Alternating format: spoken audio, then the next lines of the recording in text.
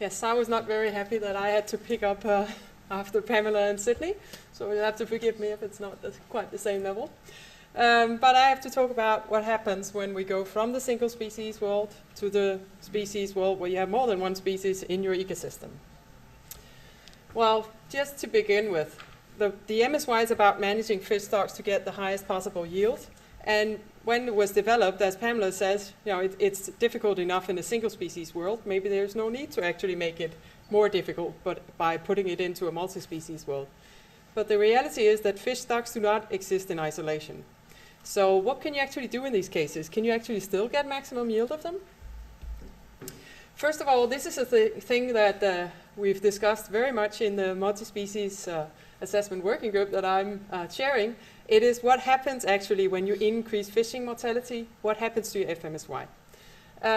We did not look at BMSYs, as in our work, the prime focus has been on FMSY and setting that, rather than actually looking at what the yield would be, as that will vary from year to year, and also what the biomass would be. This is an example for a very North Sea cod-like species with a low natural mortality. So you have a range, I don't know, there's no point here.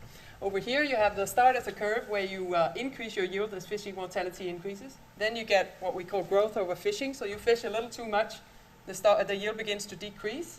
Up here you get to recruitment problems. Then you really get in trouble and get a very low yield. So this is somewhere you really don't want to go. But up here, as you can see, you have a pretty, maybe a flat top curve with some indication of a top. But what happens when you increase natural mortality? Well, two things happen here. First of all, the total yield decreases. So the yield you will get will decrease. If you have more predators eating your stuff, you can't harvest it.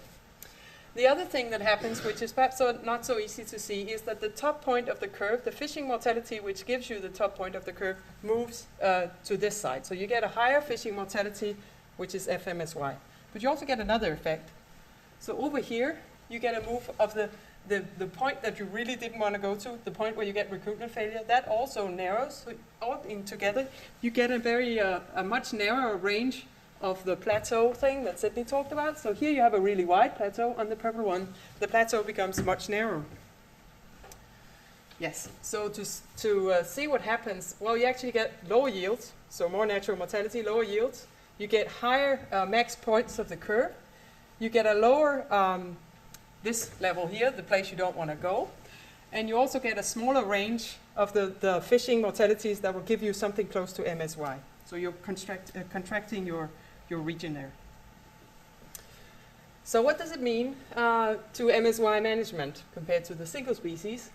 Well, if you have a small natural mortalities, it will give you a higher yield, and you have a large range of fishing mortalities that gives you close to MSY. So you'll have a pretty large part to play in. If you do this and you add more species or more predators to your system, you increase your predator stocks, as we're doing when we rebuild the stocks. What will happen is that you will actually increase natural mortalities for many of the stocks as they are eaten, basically, and their range of close to MSY is going to decrease. So right now we aim for MSY of the single species, and then we have regular updates according to biological parameters, whatever changes, selection patterns, for example, in the European area. But we're not taking care of this yet. But we are looking at it, though. So this is a brand new example from the WK Multipart, which is a working group of ICES on multi-species in the Baltic. And it's, I often get blamed for being too complicated, but this is the yield of cod, the yield of herring, and the yield of sprat. So three interacting species in the Baltic. Cod eats the herring and the sprat. And what is down here is fishing mortality of cod. So what you get over here is the yield curve of cod, similar to what I showed before. So this is a stochastic simulation. It includes a stock recruitment relationship. So it's not a deterministic model, as Pamela pointed out. And you can see what we usually see as you increase fishing mortality, you reach a top point, and then it doesn't level off that much. You see that sometimes, but at least you have a top point in there somewhere.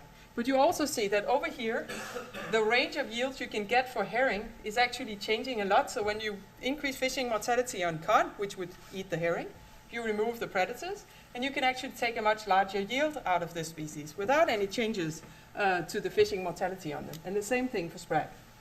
So it really has a large effect. If you try to rebuild your predator stock, you're going to see, as you rebuild, more predators, you're going to see your yield going down in these areas. So that corresponds to having a low fishing mortality on them. Well, that was the nice and stochastic. I also have a nice and deterministic version. We did do both, but this one is actually showing the main points, but though it is a deterministic model. It's from 1991, so it's more than 10 years old, and Henrik Gislersen did it. And it shows here the fishing efforts on sprat and herring, so it's a pelagic fishing effort in the Baltic, and up here it's the fishing effort on cod. This colored plot shows the yield in tons, so it's the sum of the yields of cod and herring, and it's on a single species model. So what happens is if you pick some constant fishing mortality of cod up here, your yield of pelagics will increase and then decrease again. But there is no correlation between the two. They basically do not affect each other. And if you just can get your fishery to the start, you'll be happy and get the highest maximum possible yield. So the problem starts when you let the cod eat something. Yes, sorry? Yes, you are listening. Then you must wait for the microphone, I think.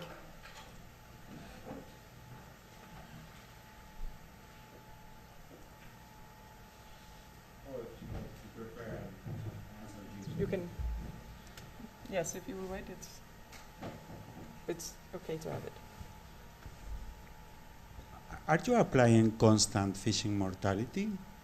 In the other one, this one up here, this has a harvest control rule that has a level of FMSY at this level is the top level then, and then it has, if the stock decreases, it will decrease fishing mortality. It's an average over 100 years. So it's what you said, a long-term average. Yes. Okay. The other one is deterministic. This one doesn't. But they get the same results, basically. Okay, here's the problem. We have the cod. The cod eats the pelagics. So before we had a joint yield that was highest when we were at this star, then now it is so that if we increase fishing mortality of cod, we actually increase our yield a lot because we are now able to catch herring and sprat, and letting the herring and sprat pass through a cod, we lose a lot of biomass. So to get the most biomass, you basically have to annihilate the cod. Not a very good result. We try to get rid of that by taking care of the fact that maybe you do not want to land the most possible tons from the Baltic. Maybe you actually wanted the most possible landed value instead. Because the cod are much more valuable than the herring, and it could be a good idea to do that way. So in this example, Henrik just assumed that the value of the cod was 10 times that of the pelagic fish. If you do that, you end up somewhat lower, but you still have a maximum area where you have a higher fishing effort of cod than you had in the single species, and you also have a higher fishing effort for the other species. So you do end up that you have to fish harder to get the maximum value landed.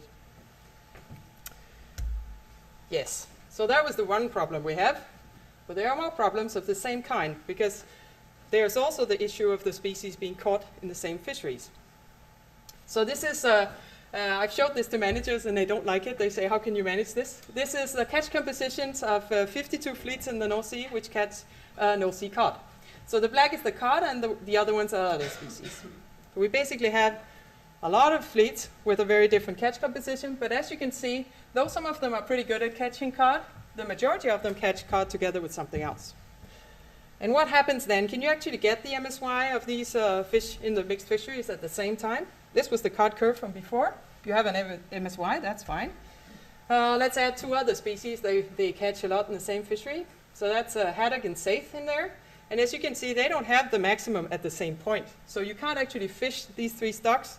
If you have a fishing gear where one effort day is the same fishing mortality on all, you cannot fish them at MSY, all of them, at the same time. What you can do, though, is what Sydney also suggested. You can look at the range where you get a reasonably high proportion of your MSY. So if you would instead define a range, I just put them randomly, I didn't really calculate much, but if you define a range where you have a reasonable proportion of your MSY and say, okay, I just want to be within that range, you can actually find an overlapping area here in the middle where you can get all three species as something close to MSY. Not exactly, but close. And the next problem comes because these species are caught together, but they also have fishing mortality levels that you don't want to go beyond because you don't want recruitment impairment. And these are the ones for the three species. So this is haddock that is down here. So basically you cannot fish haddock with a fishing mortality of more than 0.4 and still have a sustainable fishery. So this is one of the things that will go wrong for you if you try to stay in that area of overlapping. You'll basically be on the wrong side of the haddock. So you're going to end up for this fishery in a situation where you cannot have maximum sustainable yield of all three species and still have a sustained haddock population. I know they've worked with this in the States as well, and they've referred to it as a choke species. So this species is choking the rest of the fishery. Everything has to stop to protect the haddock, basically. So there are two issues here. One is you will hit the choke species, but there's also how do you actually find out where in that region that you want to have MSY, where you have approximately MSY of these three stocks. Where do you want to be? Do you want to be in the green end, where you get a lot of cod? Or do you want to be in the blue or purple end, where you get more haddock? Now, who is deciding where to go in that region? Okay, I'm just summing it up here in the end. First of all, large fish eat small fish. And it happens all the time, even if you ignore it, they still eat small fish. And as you rebuild your predatory stocks, you're going to change things for your prey stocks as well. And in particular, you're going to reduce the range of fishing mortalities you can induce on the prey fish. If you sum the maximum sustainable yield of a lot of stocks together in this way, it usually ends up telling you that you have to eliminate the predators. So we tried this also for the North Sea, and it tells us to kill the whiting. So it comes up with pretty much the same result. Get rid of the ones that are eating stuff. And somehow that's not a very good result. In some cases, at least in some of the cases we looked at, if you weigh them according to their value, you get a better result. So you actually get, it's possible to have more than one species or a couple of species in the bottom of the food chain if you weigh them according to value. So it could be possible to do it that way. For the mixed fisheries, you can't get the MSY of all of them at the same time, but you can probably get something close.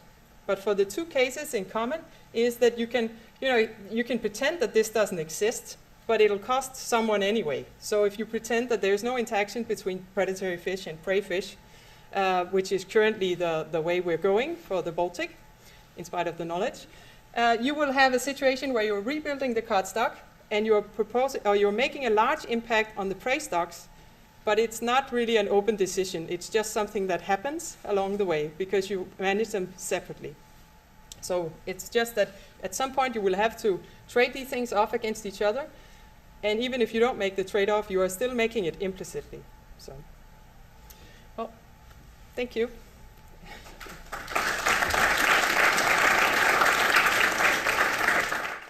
Low natural mortality. So you have a range, I don't know, there's no pointer. Over here you have the start of the curve where you increase your yield as fishing mortality increases. Then you get what we call growth over fishing. So you fish a little too much, the yield begins to decrease. Up here you get to recruitment problems. Then you really get in trouble and get a very low yield. So this is somewhere you really don't want to go. But up here, as you can see, you have maybe a group that I'm chairing. It is what happens actually when you increase fishing mortality, what happens to your FMSY. We did not look at BMSYs, as in our work, the prime focus has been on FMSY and setting that, rather than actually looking at what the yield would be, as that will vary from year to year, and also what the biomass would be. This is an example for a very North Sea cod-like species. We're developed, as Pamela says, it's difficult enough in a single species world. Maybe there's no need to actually make it more difficult, but by putting it into a multi-species world. But the reality is that fish stocks do not exist in isolation. So what can you actually do in these cases? Can you actually still get maximum yield of them? First of all, this is a thing that we've discussed very much in the multi-species assessment working. Yes, I was not very happy that I had to pick up after Pamela and Sydney, so you'll have to forgive me if it's not quite the same level. But I have to talk about what happens when we go from the single species world to the species world where you have more than one species in your ecosystem. Well, just to begin with, the MSY is about managing fish stocks to get the highest possible yield, and when it was the flat top curve with some indication of a top. But what happens when you increase natural mortality? Well, two things happen here. First of all, the total yield decreases. So the yield you will get will decrease. If you have more predators eating your stuff, you can't harvest it. The other thing that happens, which is perhaps not so easy to see, is that the top point of the curve, the fishing mortality, which gives you the top point of the curve, moves